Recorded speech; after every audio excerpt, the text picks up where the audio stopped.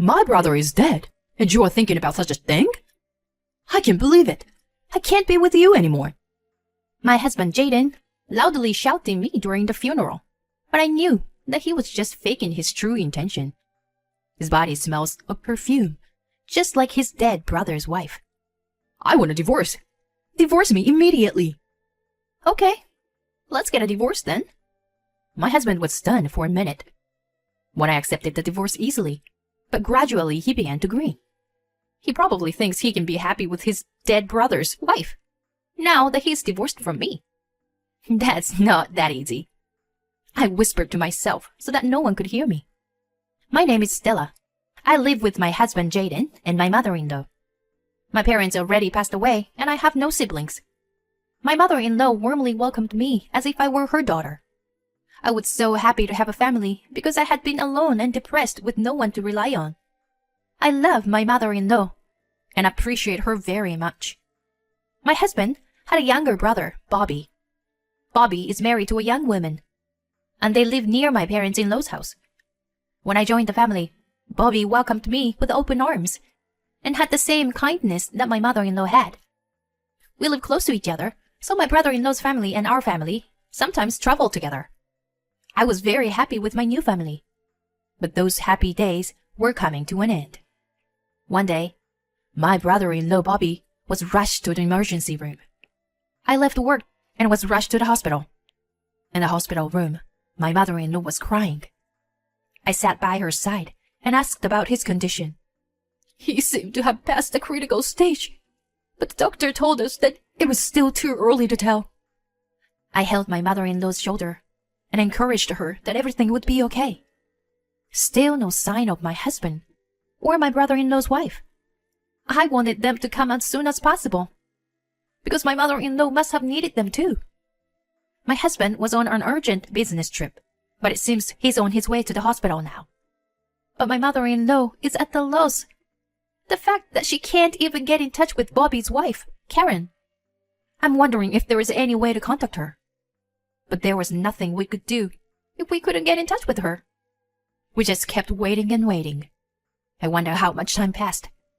Suddenly, we heard footsteps approaching to the hospital room. It was my husband and Bobby's wife, Karen. He explained the situation and brought her to the hospital too. And brought her to the hospital with him. I was glad that they were able to meet up with each other. I was so relieved. But then, I felt a strange sensation. My husband, he smells different. Oh, is he wearing perfume? But I knew it somewhere. I looked over and saw Karen holding my brother-in-law's hand. A few days later, my brother-in-law passed away. The wake and the funeral had gone without a hitch, and things had settled down to a certain extent. I noticed that my husband was taking care of Karen in a very friendly way. It is true that she must be in more pain than I am, because her husband just passed away, and she probably needs a lot of emotional care. However, she seemed to be very close to my husband, and even seems to be having a good time. I found myself doubting their relationship when her beloved husband was gone, and I felt intense self-loathing. I guess I have just a bad way of looking at things, and that's how my husband takes care of the situation. Besides, it would be better for Karen to be happy than to be depressed. I thought about it and stopped thinking about it after that. But maybe I should have thought about it more carefully. After a while, my husband made a shocking revelation to me. There's something I want you to hear. I was folding laundry at the time when my husband said that. I stopped and faced him because he was talking to me with such a serious look in his eyes. I've been missing something ever since my brother passed away. It's a wound that won't go away. Even when I'm with you, it wouldn't heal. I was shocked, to be honest.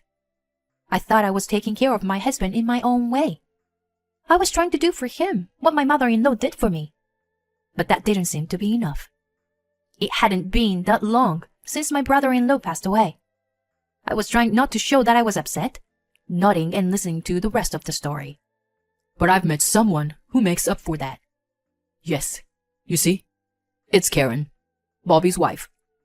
She, too, said losing her husband and left a hole in her heart. I think there are some things that can be filled only by those who have lost someone they love. The wind has changed. I have a bad feeling. I try to deny in my heart that it couldn't be true, but to no avail. The love of my life was my brother's wife, Karen. Please, divorce me. My head was spinning. What the hell is he talking about? At that moment, I remembered what had happened at the hospital. My husband was on a business trip, and Karen was out of touch. They showed up at the hospital together, smelling the same perfume. Karen is my destiny. I know that now. We just met in the wrong order. That's why he was so obsessed with her. You've been planning to do it for a long time, haven't you? That's what I found myself saying. What do you mean? Are you saying I've been having an affair for a while? I came back to myself in surprise at my husband's fury. I explained to him how I had thought that, even though it had come out of my mouth unconsciously. But the more I told him about the perfume and how friendly he was taking care of her, the more I said, the more I was laying out the allegations of infidelity. My husband felt attacked and his mood soared. He showed his displeasure and made it clear to me. We're still grieving, and you're talking about such a thing? I can't believe it. I can't be with you anymore. And my husband left. The sight of my husband's back as he left, and the fact that he told me that I was not his life partner. The accident and the shock hit me at the same time, and all I could do was cry. It was so painful that I felt like I had to do something, or else I wouldn't be able to handle it. I picked up my brother-in-law's belongings. Bobby was into taking photos, and kept a neat album of his photos. I opened it to see a picture of us on a trip together. The happiness in the photo is no longer here, and that I may have destroyed even the possibility of feeling it. All I can feel is sadness. As I flip through the album and look at the various photos, something slips through the cracks. It was an envelope. A few days later, my husband and I ended up divorcing. When my mother-in-law learned about my husband's story and his intention to divorce, she cried and apologized to me. I am so sorry for my stupid son. I know you will be happy, Stella. Even though we are separated from each other, you and I are still family. So if you ever need me, please call me immediately. My mother-in-law was always being good to me, and she has nothing to apologize for. Making such a kind person cry. I was sad than anything to leave my mother-in-law. I moved out of my parents-in-law's house and started living alone. I lived alone before I got married, but I am irresistibly lonely. However, such loneliness only lasted for a while. 2 months later, I got a call from my mother-in-law. Apparently, my ex-husband and Karen moved out on their own. Because of this, my mother-in-law had too much space in her house. She's thinking of getting rid of it and starting a life on her own. But she moves out. She won't have any friends in the neighborhood to rely on. She asked me if it was okay for her to move to a place close to me. Hearing my mother-in-law's voice, as she spoke with a sad smile on her face, I suggested that we move in together. At first, she was reluctant to do so, but I convinced her that I couldn't leave her alone. In the end, we bought an apartment and moved in together. Since we started living together, we became more like real mother and a daughter than ever before. These days went on for a while. I received a call from a number I didn't recognize, and it was her, Karen. I asked her what she wanted after all these years. How come the house is not there? And what's more, you've been adopted? I thought my heart would stop in surprise when she suddenly shouted in my ear. There is now another building in the place of my parents-in-law's house that my mother-in-law sold. Since she sold the land, it is not strange that there is a new building there. Also, the adoption was proposed by my mother-in-law when we decided to move in together. The exact opposite of when we suggested we move in together, and I was initially reluctant to ask her to go that far. But my mother-in-law said she wanted to be a real family, and I didn't mind. So I agreed. However, the fact that Karen complained about it made me think that she was also after Bobby's inheritance, which was inherited by my mother. Soon after my mother and I moved in together, it came up many times that Karen might have married my ex-husband for Bobby's money. And now that she had already inherited his fortune, but we managed to keep the rest. I opened my mouth, knowing that the time had come. I don't deserve to be told what to do. We're not family anymore. I want you to be thankful that I didn't ask for alimony for the affair. If that's what you want, I'll ask for it. My ex-husband told my mother that he was divorcing me, and she declared herself insulated from him. Karen seemed a little taken aback by my response, but regained her composure and retorted. You had accused Jaden of adultery, even before we were together, hadn't you? You made him want to leave you. You should be ashamed of yourself. Huh. What if I told you I have proof? Her response is so predictable that I counter with a bit of a snort. Silence flows from the phone. I found that letter. Yes, the envelope. That came out of my brother-in-law's photo album the day my husband left me. The letter was filled with his grudge. The doctor told me I don't have much time. So, when you read this, I won't be around anymore. This letter contains the hidden evidence of my wife's affair with Jaden. If Jaden or Karen finds this letter, they can destroy it all. Then I will have failed miserably. But if you, Stella, find this letter, let my wife and my brother be punished for what they deserve. My brother-in-law's letter also contained his feelings for his wife. After we got married, Karen quit her job. She thought it was my job to make her happy, so she just sat around the house and did nothing. When I told her that we should help each other out a little more, she got upset. And then there were days when she shut me out, when she thought I wasn't making enough money. I had a hard time accepting that my wife had changed so much. So if I could work hard and make her life easier, I hoped she would return to her old self. But that was her true self after all.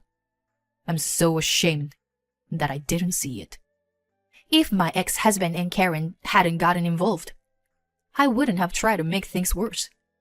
But if I let her misdeeds go any further, I had to take action for my late brother-in-law. I'll destroy them both. Bobby saw through you two a long time ago, and he had gathered all the evidence. And I am going to ask you to pay alimony. It was easy to imagine her shaking over the phone. She's trying to sound as strong as she can, with that shaky voice of hers. There is no way you can ask for alimony now that we're married. That's a bluff. You are trying to scare me.